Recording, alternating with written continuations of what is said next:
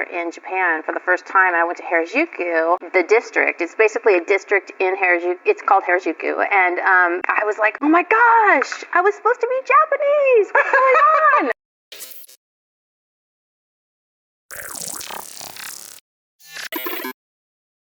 On January 10, 2023, Allure magazine, an American women's magazine focused on beauty, published an interview story on their website titled, Gwen Stefani. I said, my God, I'm Japanese. This is more than a video about Gwen Stefani, but about the issue, which is cultural appropriation, which we will get to at a later point in the video, after first talking about some history so that we can get a better understanding about what all this fuss is about. I know that there might be some Gwen fans in the room with us right now. She really has made many bops over the course of her career, but it's really important for us to remember that even if we like something, we're a huge fan of it, that it's okay to still be aware and acknowledge the faults that it might have. You know, Gwen is human too. Like, for example, I love anime, I watch it a lot, but I acknowledge that there are definitely still issues in the industry that need to be addressed and worked on. So we gotta talk about these things so that change can happen. So please keep this in mind when watching this video.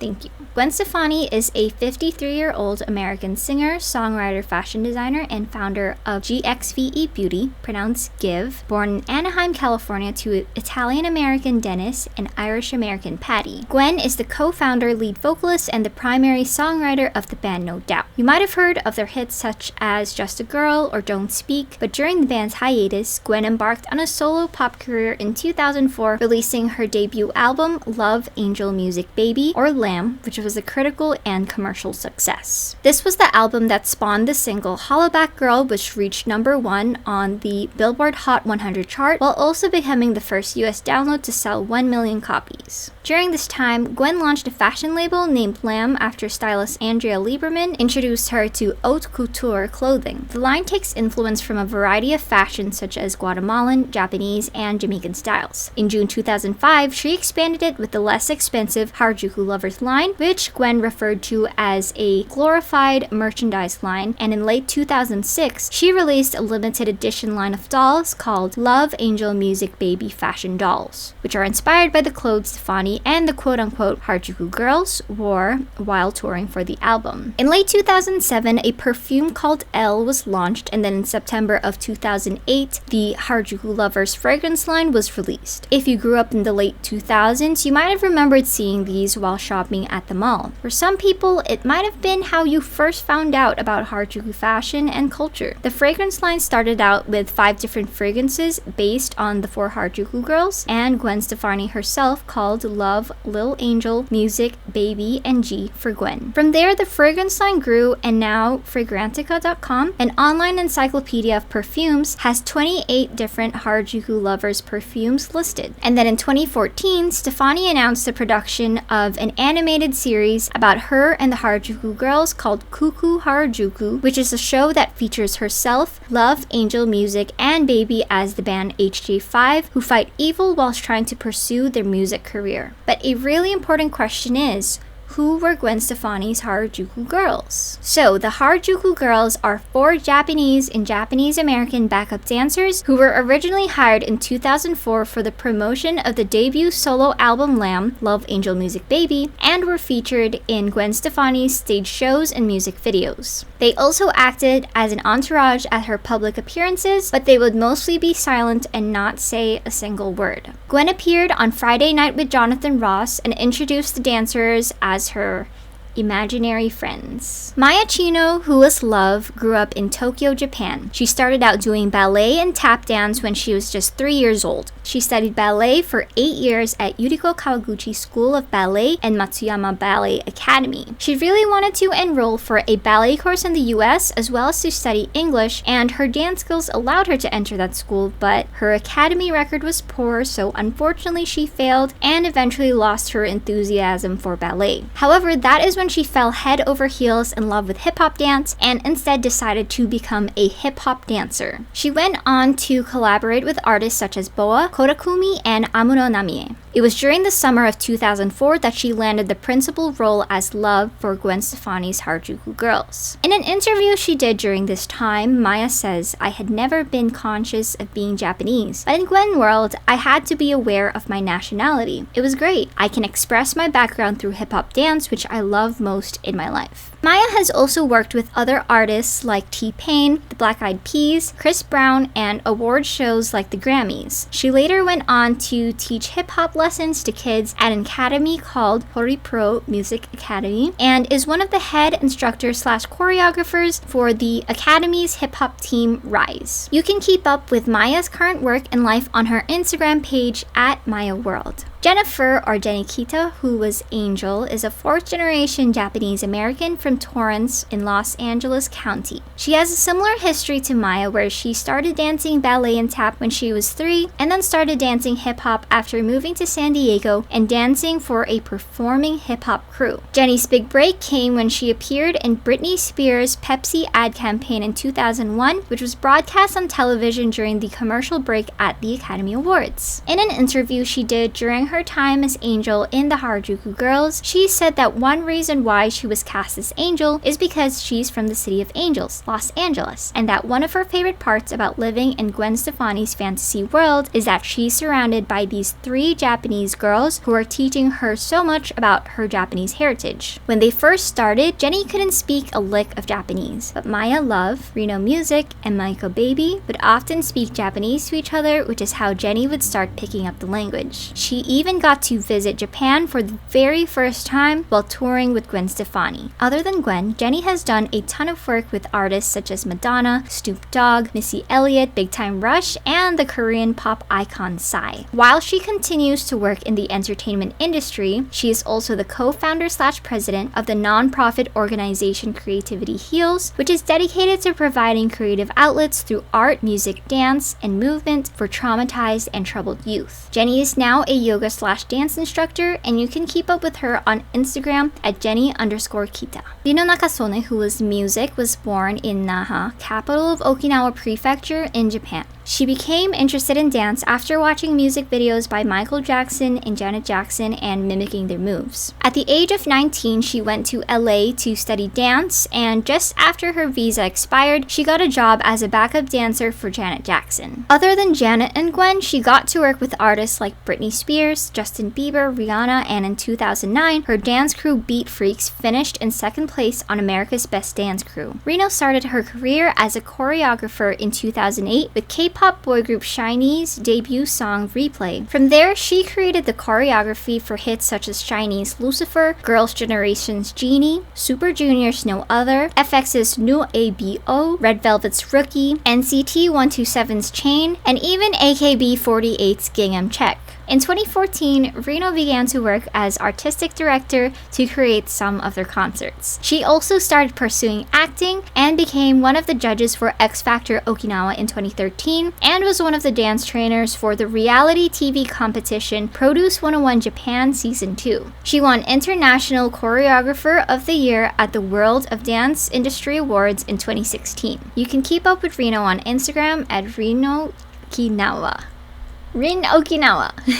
Mayuko Kitayama, who was Baby, grew up in Osaka, Japan. After dancing in Japan for a number of years, she eventually moved to New York, where she practiced in several dancing studios. In 2004, she appeared as one of the backup dancers for Britney Spears' Onyx Hotel tour. In an interview she did during her time as one of Gwen's Harajuku Girls, she said, "Gwen named me Baby. The reason why is maybe because I'm the youngest member in Harajuku Girls. I always follow after the 3 older members who follow after Gwen. The most wonderful thing about being Harajuku Girls, I think, is the great cooperation between American pop star Gwen and us Japanese dancers. At the same time, we can appeal to our culture too." Mayuko went on to work as a dancer in dance movies like Go For It in 2011 and Step Up Revolution in 2012. She has an Instagram page as well, but has not updated it since March 27, 2021, which is a picture of her at Los Angeles City Hall protesting against racism and discrimination. According to her page, she has participated in other protests such as Black Lives Matter and Families Belong Together. Maiko's page is at MaikoLBS. Asian American entertainer and comedian Margaret Cho criticized Gwen and the group for reinforcing negative ethnic stereotypes of Asian women. A post made on Margaret Cho's website on October 31st, 2005 states, "I don't want to bum everyone out by pointing out the minstrel show. I think it is totally acceptable to enjoy the Harajuku Girls because there are not that many other Asian people out there in the media really, so we have to take whatever we can get. It is weird being Asian American right now because I don't exactly know what my place is. America is supposed to be for everyone, and people are supposed to treat me like I belong here, and yet you would never know that from watching TV or movies. I still get the questions about where I am really from. Then when I try to explain this feeling of invisibility to those whose every move and moment is entirely visible, they come back at me with, maybe Asian Americans don't want to be in entertainment." Yes, he really said that. I just screamed because there was no other way I could answer without hitting him. Writer Mihi An of Salon.com said of Stefani's Harajuku Girls, "Stefani has taken the idea of Japanese street fashion and turned these women into modern-day geisha. Stefani fawns over Harajuku style in her lyrics, but her appropriation of the subculture makes about as much sense as the Gap selling Anarchy t-shirts. She swallowed a subversive youth culture in Japan and barfed up another image of submissive, giggling Asian women. While aping a style that's supposed to be about individuality and personal expression, Stefani ends up being the only one who stands out." Oof.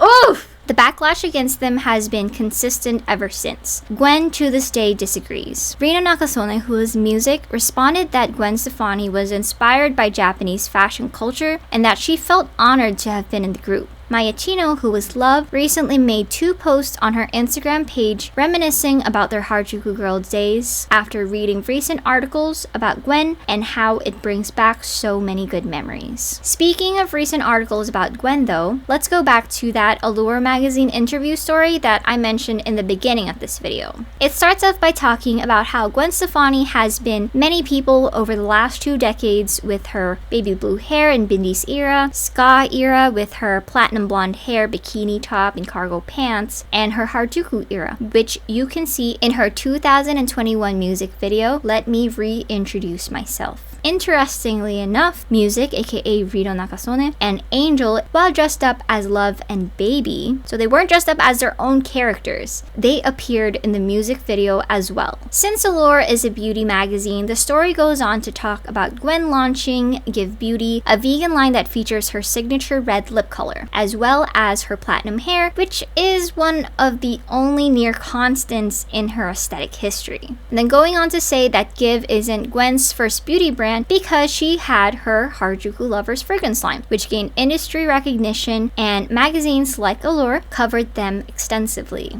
The writer of this interview story, Jessa Marie Calaor, a first-generation Filipina American, said that as a teen in New Jersey, Jessa begged her mom for the Love fragrance as she was starving for Asian representation in pop culture. Jessa desperately wanted it because it made her feel seen in a way that she never did in fashion or beauty or really any mainstream media or marketing. I found this part very interesting because I too am Filipina. However, I was born and raised for over half of my life in Singapore, which is in Southeast Asia, and have loved Harajuku fashion since I was in elementary school after finding a copy of Fruits magazine in my local bookstore. I too desperately wanted a Harajuku Lovers perfume, but for an entirely different reason. I wanted one because I loved Harajuku fashion, and I had never seen like any other Harajuku related thing like out in the wild. So the difference you can see is that because I was born and living in an Asian country, I did not have that strong desire for Asian representation because I would literally see Asians everywhere, every day, like around me, out in public, on TV. Asians are the majority. Filipino representation, that's a whole other thing. Whereas for Jessa living in America, where Asians are a minority, Asian representation was so important to her. So it's really interesting to see that even though we're both Filipina, where we grew up affects our our perception of things. Jessa then goes on to say that she honestly didn't question or even really register that the woman behind this Asian representation was white, but as an adult has come to examine Gwen's Harajuku era as well as some other people. So when she sat down to interview Gwen Stefani, she asked about Give Beauty's brand mission. Gwen says, "I wanted to create a community of makeup lovers like me. We all have different color skin and all have different things that we wear different colors for." And then Jessa asked Gwen what she felt she may have learned from Harajuku lovers, considering its praise, backlash, and everything in between. Gwen gave the same response she has been giving for years whenever she's asked about Harajuku lovers and the Harajuku Girls. In a 2014 Time magazine interview, she's asked, "Looking back on Love Angel Music Baby, do you regret the Harajuku Girls given the criticism you received?" To which Gwen responded, "No, for me, everything I did with the Harajuku Girls was just a pure compliment and being a fan. You can't be a fan of somebody else or another culture? Of course you can. That's what Japanese culture and American culture have done. It's like I say in the song Harajuku Girls. It's a ping pong match. We do something American, they take it and flip it and make it so Japanese and so cool, and we take it back and go, whoa, that's so cool." In a 2021 Paper magazine interview, Gwen said that when she was growing up in the 1970s in Anaheim, her father Dennis got a job doing market research for Yamaha, which required frequent business trips to Japan. He'd bring home Sanrio toys, as well as anecdotes about the Tokyo district of Harajuku, where teenagers were dressing like Elvis and taking all these American things and making them Japanese. That would start Gwen's deep fascination with Harajuku. When Gwen played in Japan with No Doubt in 1996, it was a big deal for her because it was the first time she got to travel out of the United States, save one trip in Italy when she was 21. "I just was inspired," she recalls. "It's a world away, and at that time it was even further because you couldn't see it on the internet. I don't think a younger generation can even imagine what it's like to not have access to the world." From then on, Japan became one of Gwen's biggest career motivations. If she could just write more hits, she'd get to tour there again, see the street style, and visit the vintage stores. In the meantime, she decided she'd bring Japan to Los Angeles. Gwen says, "I never got to have dancers with No Doubt. I never got to change costumes. I never got to do all those fun girl things that I always loved to do. So I had this idea that I would have a posse of girls because I never got to hang with girls, and they would be Japanese, Harajuku girls, because those are the girls that I love. Those are my homies." This was similar to Gwen's response in Allure magazine. However, she included another thing that shocked Jessa Marie. Gwen stated, "That was my Japanese influence, and that was a culture that was so rich with tradition, yet so futuristic with so much attention to art and detail and discipline, and it was fascinating to me." Then, as an adult, she was able to travel to Harajuku to see them herself. Gwen says, "My God, I'm Japanese and I didn't know it." Those words hung in the air between Jessa and Gwen, but Gwen continued with, "I am, you know." Gwen asserted twice during the Allure interview that she was Japanese, and once that she was a little bit of an Orange County girl, a little bit of a Japanese girl, a little bit of an English girl. On top of those things, Gwen says she identifies not just with Japan's culture, but also with the Hispanic and Latinx communities of Anaheim, California, where she grew up. She says, "The music, the way the girls wore their makeup, the clothes they wore, that was my identity. Even though I'm an Italian American, Irish, or whatever mutt I am, that's who I became because those were my people, right?" A representative for Gwen reached out the next day, saying that Jessa had misunderstood what Gwen was trying to convey, so they asked for clarification, but Gwen's team declined to provide a statement or participate in a follow-up interview.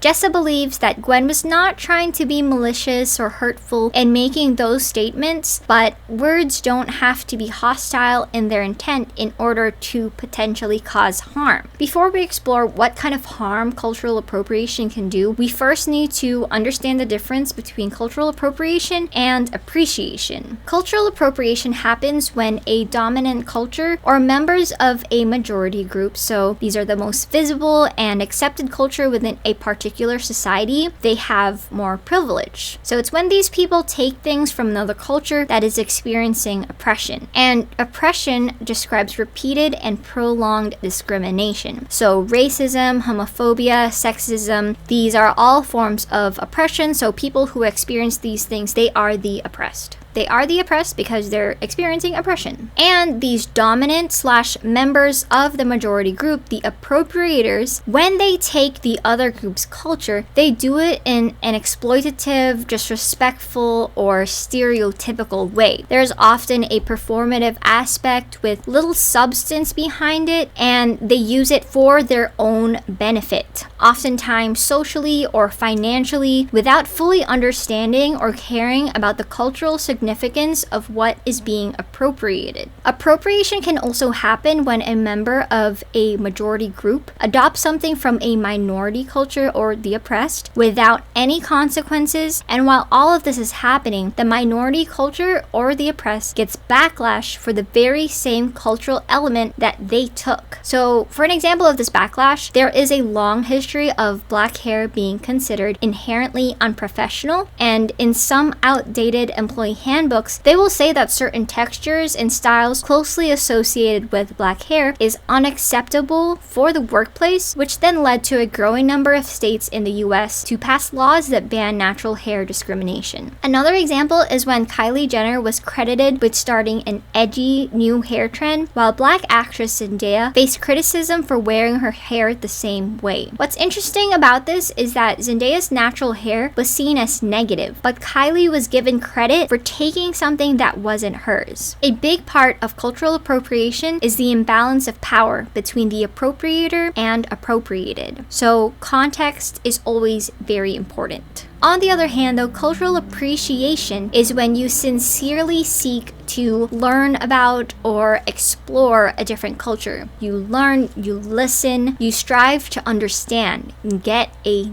deeper understanding. You seek to honor its beliefs and traditions, not for your own personal gain, such as money, fame, or for the Instagram picture, but to simply honor the culture and its people. You acknowledge the source, give proper credit, respect the members of that culture and their traditions by participating only when invited to do so. Cultural appreciation also involves fair compensation. Support art from the communities that originated versus copying and pasting what you see on social media into your next trend. Appreciation has you looking to others to guide the conversation. It keeps you clearly in the role of student, which avoids you taking space from members of that culture who might not otherwise be heard. Appreciating different cultures like this is an amazing part of being alive today. There's so much information readily available for us living in the 21st century at our fingertips so that we can learn more. It provides an opportunity to share ideas and cultural awareness. There is definitely a fine line between appreciating a culture and appropriating from it. And it quickly turns into appropriation the moment you try to use that culture for your own personal gain and taking aspects of another culture without really understanding or acknowledging its significance and claiming it as part of your own. So that's when things get problematic. So what is the big deal with cultural appropriation? Like, why is it so terrible? Let's talk about how far this can go. So there are people like Ollie London, a British influencer and singer who identifies as Korean and has had numerous plastic surgeries to confirm his current racial identity. Ollie London modeled his appearance on his idol BTS singer Jimin. There has been a rise in RCTA and ECTA accounts online. I've personally mostly seen them on TikTok, and RCTA stands for race change to another, and ECTA stands for ethnicity change to another. There's literally a whole entire community of people creating these kinds of accounts, which is extremely dehumanizing. It's very common for these accounts to fetishize fetishize Asian people, especially East Asians. They will face claim, which is a term for the person who a fan chooses to be the visual representation of a fictional character. But in this case, for RCTAs and ECTAs, they are using pictures and videos of actual people to depict themselves if they race change from, let's say, a white American to a Japanese person. Cultural appropriation creates toxic and racist stereotypes. So someone dressed as a Native American chief or a Japanese geisha can be examples of stereotypes that pop up during Halloween. When people from dominant cultures dress up like this, it reduces something of cultural significance to a costume. The stereotypes continue, and it adds to minorities' negative experiences that they go through daily.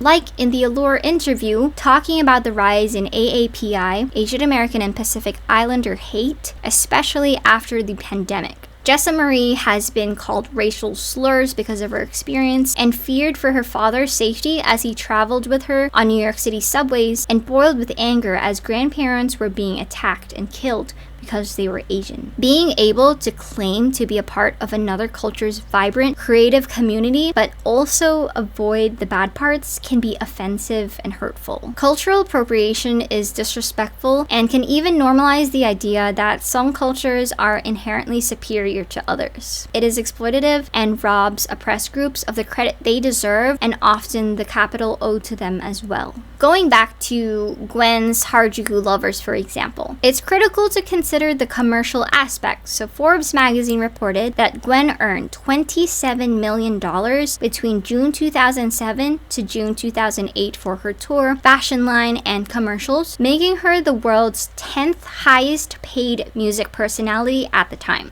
So it's lining her pockets, but what about the businesses in Harajuku? In response to the Allure interview, Tokyo Fashion, a site that shares daily Japanese fashion news and Tokyo street fashion pictures, shared that Gwen is refusing to disclaim Harajuku from her Harajuku Lovers US trademark. Her lawyers fought to claim Harajuku as Gwen's brand. A trademark examiner said Harajuku was a place, but her response was, applicant Gwen also argues that despite the geographic connotation of Harajuku, its primary significance to American consumers is in association with Gwen Stefani's music and fashion. If you're going to argue against cultural appropriation as a concept in regards to Harajuku, proclaiming cultures should be available to everyone and we should all share, perhaps you should not also argue that you should have any ownership over any part of Harajuku. Even Haruka Kurobayashi, a Harajuku fashion model, artist, and icon, shared her thoughts on Twitter. If you love Harajuku so much, why don't you open a shop here already? Megan Catherine Rose, sociologist and artist, says her, Kurobayashi's, heart aches reading about how the use of Harajuku culture has hurt Asian Americans in Japanese diaspora. She wants kawaii to be peaceful for all. Megan has also created a really detailed thread from her perspective as a cultural sociologist who has worked with the Harajuku community on matters of cultural appropriation for 10 years, regarding things that some people might have missed, like how Harajuku is inspired by a range of cultures, not just the US. This is known as transcultural flows in scholarship and is not a simple case of copying. The result is distinctly Japanese. Harajuku kids don't want to be American. They don't go around saying, I'm a little American. But sure, they like to incorporate vintage fashion from the US because it's different to what's available in Japan. So please check out Megan's thread and support her work. I will link it below. The Allure interview brought about a lot of responses from many people and was covered by media and news companies like Variety, The New York Post, Rolling Stone. It came out a few weeks ago, but I really wanted to take my time doing research and listening to Asian Americans in Japanese diaspora. So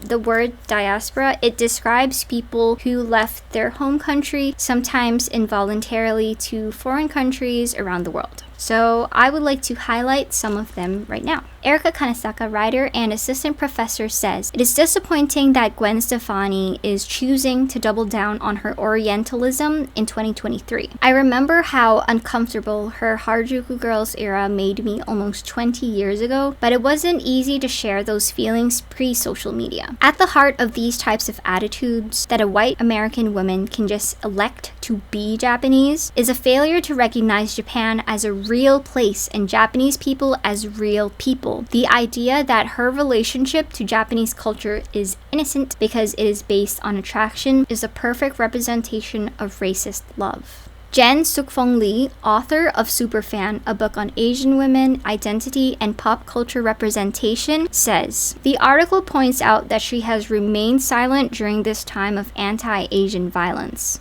Of course, because when she made her Asian backup dancers and companions remain silent and nameless, that just contributed to the idea that we are less than human and deserving of vitriol." Sachiko Ishikawa, a writer and translator, says, "White women claiming to be Japanese isn't appreciating the culture.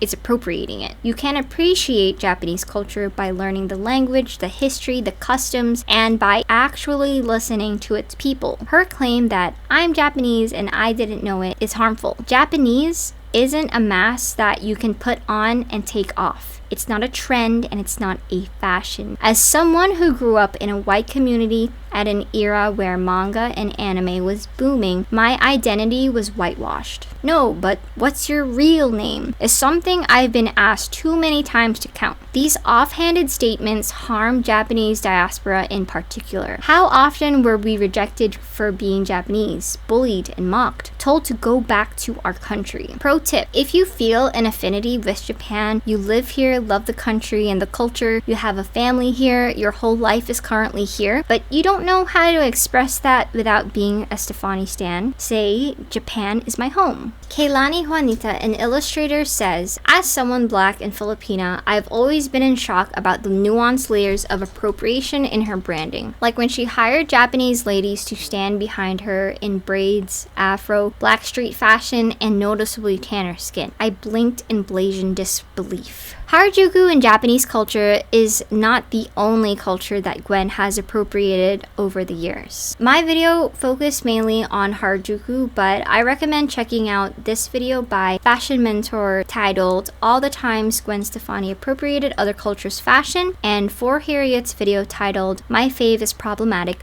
Gwen Stefani, Queen of Cultural Appropriation," for more information about that, like when Gwen dressed up as a Native American in a music video for No Doubt. There is also an article Vice made if you would prefer to just read called "Sadly, Gwen Stefani has been problematic this whole time." I'll link all of these below. I will also be linking this 100-page master's thesis by Rachel Matlow that was made back in 2007 that I found during my research called "Love, Appropriation, Music, Baby, Gwen Stefani and her Harajuku Girls," that I highly recommend that you check out as well. So to put everything that I've talked about simply, it's not cool to use other ethnicities as props. Other people's culture is not a costume. You can participate in Harajuku fashion, wear J fashion. J fashion is for everyone, as said by people like Haruka Kurebayashi. And I also want to add that not everyone in Japan wears Harajuku fashion. There's so many other people who wear like not alternative fashion, but just because we wear it as non-Japanese, it will never make us Japanese. We have to examine and celebrate our own cultures. People often look at Japan like it's this cool, hip, foreign place, but they forget that Japan is full of real people, human beings, and they aren't just some aesthetic. Through my videos, the content, the work that I do it to show others that people who wear Harajuku fashion, be it internationally and in Japan as well, that we are human too. But I would love to know your thoughts on the Allure magazine interview story. Have you been a fan of Gwen or wanted a Harajuku lover's perfume growing up too? Do you think that Gwen Stefani is appropriating or appreciating Japanese and Harajuku culture? Please let me know your thoughts in the comments, as this is a group discussion for all of us, but please do still remember to be kind and respectful to each other. But thank you so much for watching all the way through, and thank you to my lovely patrons. I'll see y'all in the next video, so take care and bye bye!